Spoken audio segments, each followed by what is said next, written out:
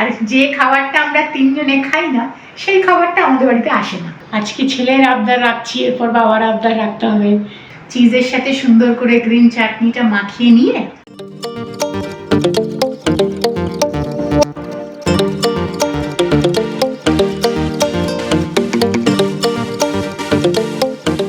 পরন্ত বৃষ্টির বিকেলে একটু অন্যরকম স্ন্যাক্স।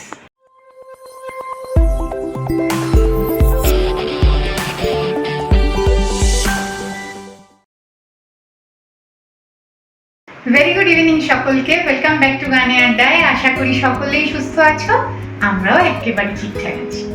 আগের দিনের গানের ভিডিও গ্রিট করতেই ভুলে গেছি জানো।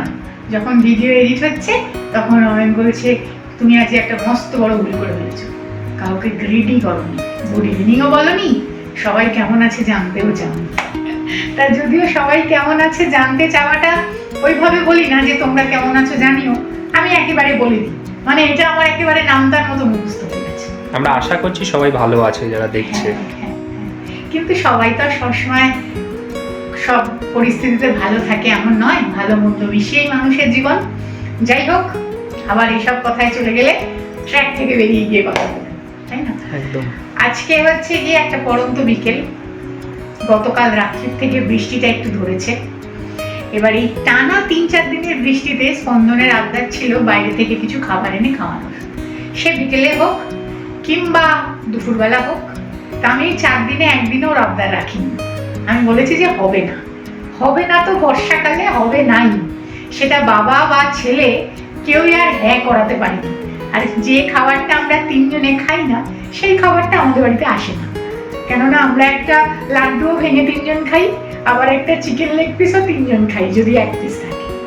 তা যাই হোক, ওই জন্য একজনের অমত হলে সেই কাজটা আমাদের বাড়িতে এখনো অব্দি হয় না।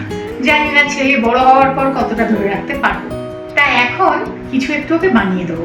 আজকে দুপুরে একটা লম্বা ঘুম দিয়েছি বাবু, আমি ভাবলাম ঘুম থেকে উঠে যদি একটু স্ন্যাক্স জাতীয় কিছু দেখতে পাই তাহলে একটু মনটাও খুশি হবে। আর 4 দিনে একটাবারও কথা রাখিনি, তাহলে একটু কথা রাখাও হয়ে যাবে। তা ফ্রিজে তোমার একটু চিজ ছিল, আগের চিজ না আমি বেশি দিন ফ্রিজে রেখে খাই না। আমি চেষ্টা করি চিজটা মানে ধরো বানিয়ে করার, কিন্তু যখন বানিয়ে থাকে না তখন তো কিনে রেসিপির জন্য আনতে হয়, এবং সেটা আনলে সঙ্গে সঙ্গে মানে 1 সপ্তাহের মধ্যে চেষ্টা করি সেটাকে শেষ করে দিতে। স্টোর করে কিন্তু ফ্রিজে কোনো কিছুই বেশি দিন রেখে খাওয়া ভালো না। ক্রিমগুলোও ভালো থাকে না, তাই না? না, ভালো থাকে না তো। ক্রিম, মেয়ো, সস এখন সবই বাড়িতে বানানো যায়। মায়েরা যদি একটু কষ্ট করে বানায় তাহলে বাচ্চাগুলোর ক্ষেত্রে এবং মায়েদের শরীরের পক্ষেও অনেকটা ভালো, বাবারাও ইনক্লুডেড। যাই হোক, তাই যেহেতু এখন সোশ্যাল মিডিয়ায় আমরা সবটাই দেখতে পাই কোন জিনিসটা কিভাবে বানানো হয়, তাই একটু নেড়ে ঘেটে এই সমস্ত জিনিস যদি বাড়িতে বানানো যায় এবং সেটা বানিয়ে খাওয়া যায় তাহলে শরীরের পক্ষে খুব ভালো। তবে কি সব সময় আমরা করে উঠতে পারি না, সেই কারণে আমারও মাঝে মাঝে চিজ কিনতে হয়। একদম বাজে কথা বলবো না যে কিনি না, সেইটারই খানিকটা অংশ রয়ে গেছে। তা আজকে আমি একটু পনির চিজ পকোড়া বানাবো। তো এই পকোড়াটার মেন ইনগ্রিডিয়েন্টস হচ্ছে চিজ।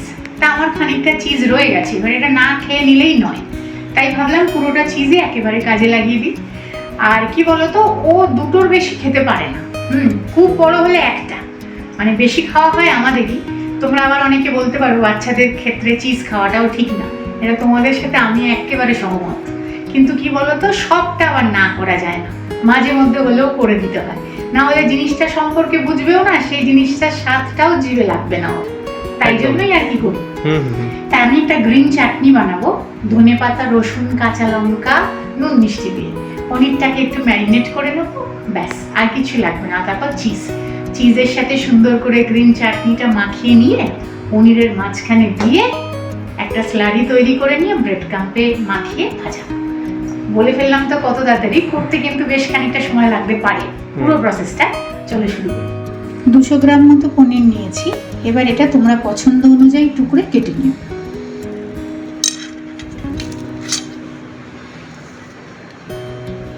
এরম এরম রাখি জানো, খারাপ হবে না, সাইজ 8টা হবে।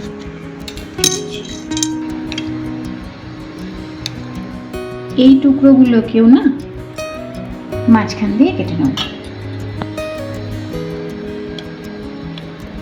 ঠিক এই এইভাবে।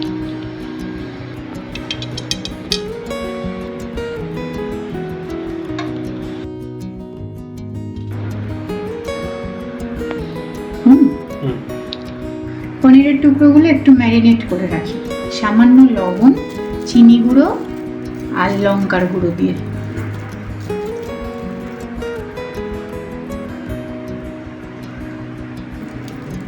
এটা চিনির গুঁড়ো। পনিরগুলো না আমি করছি না, মানে এই যেটা যেটা থেকে কেটেছি সেটার গায়েই মাখাচ্ছি, একবারে খুলে নিই, পরে বসাতে পারবেন না, বুঝতে পারবো না কোনটা কোনটা। মাখিয়ে নিয়েছি, এবার এটা একটু রেখে দিই।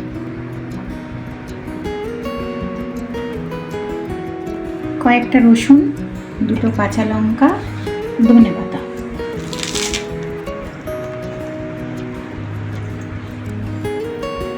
লেবু রস, লবণ, চিনি। এই যে চিজটা গ্রেট করে নিয়ে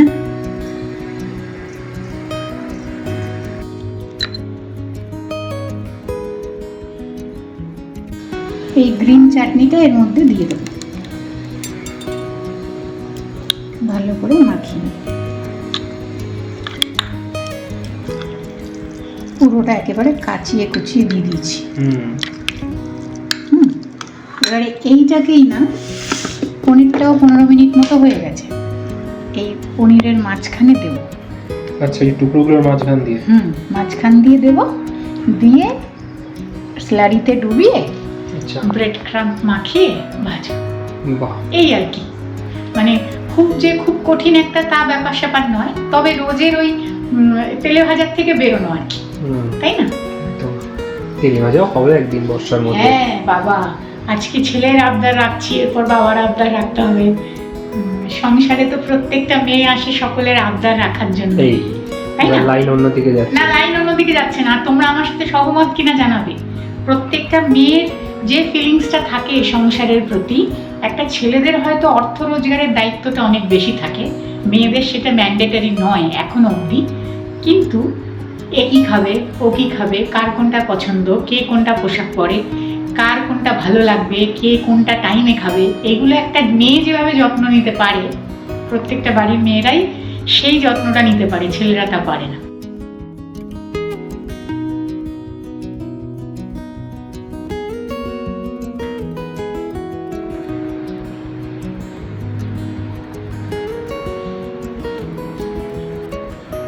চিজটা যখন মেল্ট হবে না তেলে ভাজার সময়, তখন ভালো লাগবে গরম গরম খেতে। এইভাবে সবগুলো রেডি করে একটু ফ্রিজে রাখবো, হ্যাঁ, সেট করার জন্য।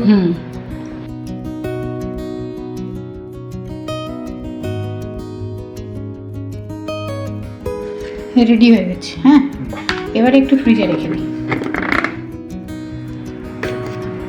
3 চামচ চাল গুঁড়ো আর 3 চামচ কর্নফ্লাওয়ার এই দিয়ে না এই স্লারিটা তৈরি করে নেব। আচ্ছা, যেটার মধ্যে ডুবিয়ে ভাজা হবে। কর্নফ্লাওয়ার, লবণ, চিলি ফ্লেক্স, চিনি, আচ্ছা গুঁড়ো করে রাখাটা, সামান্য একটু কাশ্মীরি লঙ্কার গুঁড়ো,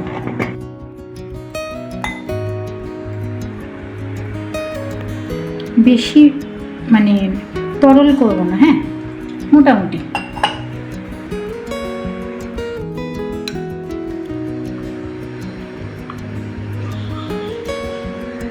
এরকম থাকবে টেক্সচারটা। যারা ডিম খেতে পছন্দ করো দিতে পারো।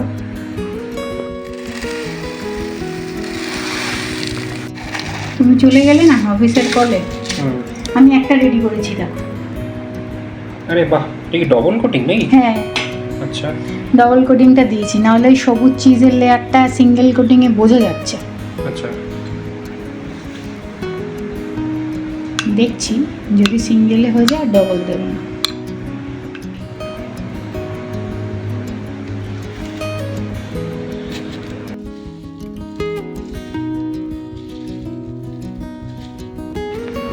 এই ব্রেড ক্রাম্ব কিন্তু খুব ভালো। আচ্ছা, এটা প্যাঙ্কো ম্যাঙ্গো ব্রেড ক্রাম্ব। বাহ,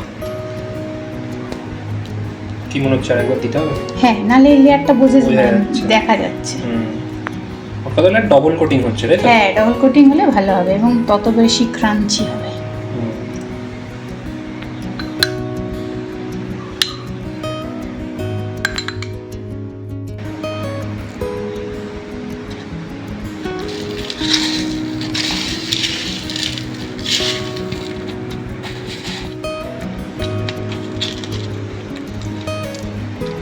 এভাবে সবগুলো করে নেবে। ব্রেড ক্রাম্ব দিয়ে কোনো ফ্রাই করার সময় একটু চেষ্টা করবে একটা হাত ভিজা একটা হাত শুকনো রাখতে, তাহলে অসুবিধা কম হয়। আমার কিছুতেই প্রথম হতো না, 2 হাত দিয়েই ধরে ফেলতাম, যেই হাতে ভিজা সেই হাতে শুকনো।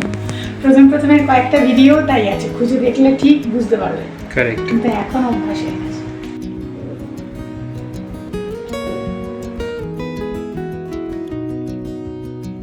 এবার ভেজে নিই। হ্যাঁ, 10 মিনিট মতো রেখেছিলাম ফ্রিজে, সেট হয়ে গেছে ঠিকঠাক। এবার ভেজে নিই।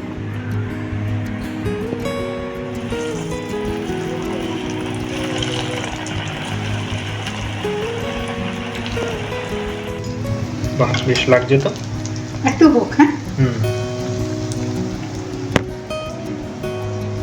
এটা কি? এটা কালকে দুপুরবেলার একটু বেঁচে গেছিল ব্যাটার, আচ্ছা। ডালের সাথে যে বড়াটা ভেজেছি ওটা কটা ছিল, আগে ভেজে নিয়েছি।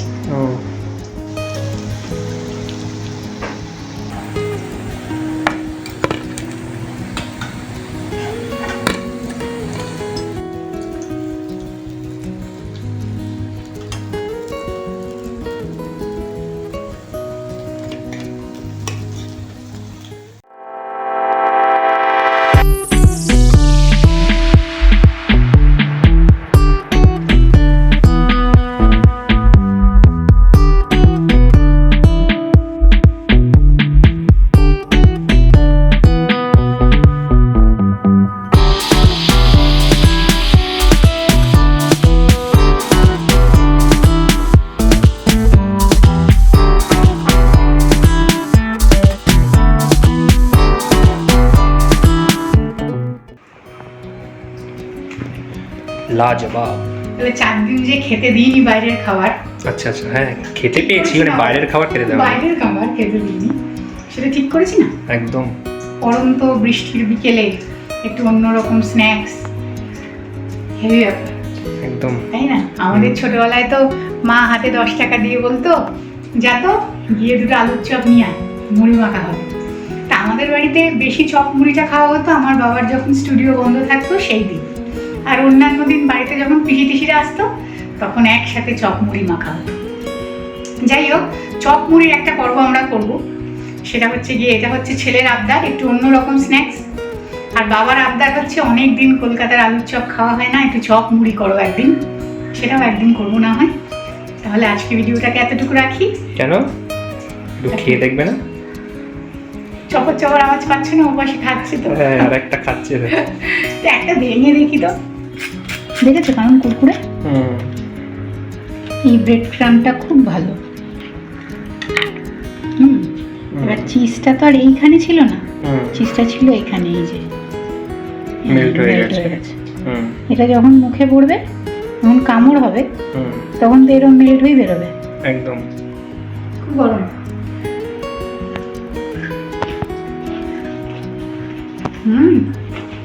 এখন অন্যরকম লাগে। যে খাবার জিভে স্বাদ লাগে সেই খাবার তোমার শরীরে ক্ষতি করে, যেই খাবার জিভে স্বাদ লাগে না সেই খাবার তোমাদের শরীরের দরকার, মানে আমাদের শরীরের দরকার, কিন্তু আমরা তা বুঝি করি। খুব ভালো হয়েছে খেতে। চলো তাহলে ভিডিওটা শেষ করি, পরের দিন আবার নতুন কোনো আড্ডায় তোমাদের সাথে দেখা হবে।